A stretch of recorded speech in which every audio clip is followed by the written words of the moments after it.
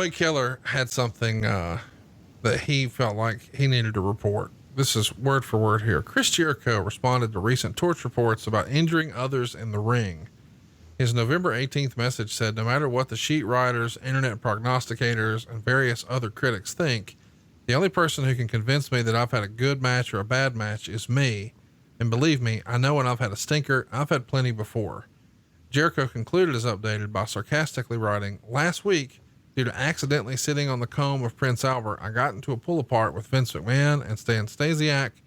I then inadvertently broke the nose of Tess before falling into a car that drove right into Steve Austin. Linda McMahon was going to fire me for that, but I had already been fired by Jim Ross for 4 performances in my match and not getting any reaction from the crowds at house shows. So I will lose every match until December 31st, 1999. And after that time, I'll return to WCW to become a tag team with the returning Kendall Windham as the new Conquistadors. So of course, Jericho is under fire here in his, as he winds down his first year in the WWF. And I guess he was getting a reputation for injuring others in the ring, at least in the newsletters. Do you think that he was earning such a reputation backstage, or is this just newsletter guys doing what they do? And also too, do you think he made the right call addressing it?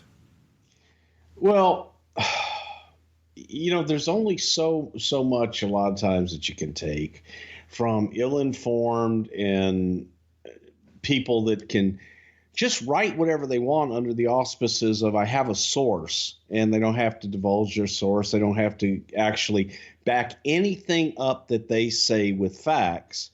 And they could just say whatever they want to, and then they're deemed experts by some. So I think there's a frustration in that with every performer.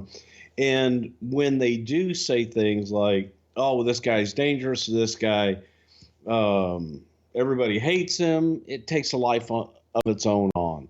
So there are those that you got to take it with a grain of salt. And then there's also that point where you say, you know what, fuck you, you little piece of shit, never fucking done anything in your life to actually ever do business in this business that you like to pick apart. And I think it's just a frustration, and it's a fair frustration to have for people that don't know the truth, that have never actually ever been in that spot or even been around it, other than fringe on the outside, listening to disgruntled friends or their buddies that like to laugh at the same, high spots and shit.